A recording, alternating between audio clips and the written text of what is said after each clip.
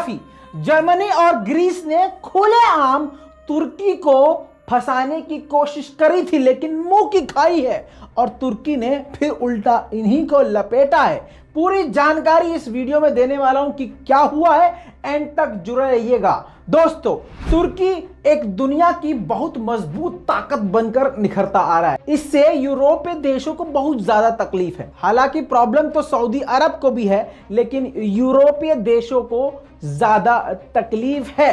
तो दोस्तों, हुआ असल में यह है कि संडे की शाम को इंटरनेशनल समुद्र में तुर्की का एक जहाज खाना और मानवीय सहायता सामग्री लीबिया पोर्ट की तरफ लेके जा रहा था, जिसे शाम को रोका गया। इंटरनेशनल समुद्र में रोका गया किसके जरिए? जर्मनी और ग्रीस के जरिए, और गैर कानूनी तरीके से रोका गया। जबरदस्ती तुर्की के पानी के जहाज में घुसकर तलाशी ली गई, सभी कंटेनर्स की तलाशी ली गई, इस उम्मीद से कि हथियार मिलेगा या कोई ना कोई ऐसा सामान जरूर मिलेगा जिससे तुर्की को पूरी दुनिया में बदनाम किया जा सकेगा।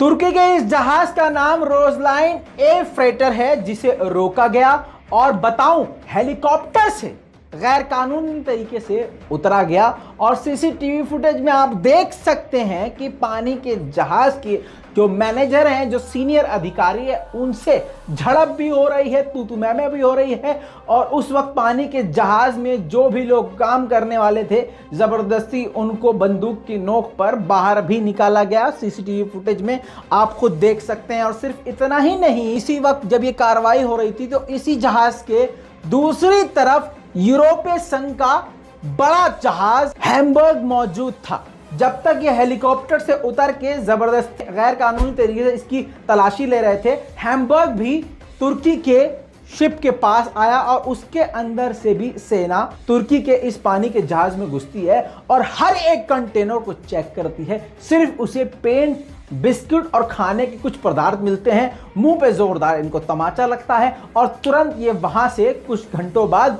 निकल जाते हैं, जिसके बाद तुर्की ने इसका कड़ा विरोध किया और तुर्की ने जर्मन, इटली और यूरोपीय यूनियन को समन भेजा है और उनसे कहा है इसका विरोध करें, यानी अपनी गलती को मान लें, क्योंकि उन्होंने हकीकतन, यानी सच्चाई यह है कि इंटरनेशनल लॉ को तोड़ा है। अब उन्होंने अपने बचाव में यह कहा है कि हम तो सुरक्षा के अधिकार से कि कोई भी जहाज, कोई भी देश कहीं भी हथियार ना ले जा पाए, इसी वजह से हमने ये कार्यवाही करी। और हमने परमिशन मांगी थी जहाज से, लेकिन 4 घंटे तक जब जवाब नहीं मिला तो उसके बाद हमने ये कार्यवाही करी, जो कि तुर्की का कहना है कि गैर कानूनी है और उसने समन भेजा है, लिखित में समन भेजा है। उम्मीद करते हैं जल्द कुछ बड़ी कार्रवाई देखने को मिल सकती है। दूसरी तरफ जर्मनी का कहना यह है कि भैया हमने कोई कानून नहीं तोड़ा, हमने बिल्कुल तरीके से काम किया है, लेकिन ग्राउंड हकीकत यह है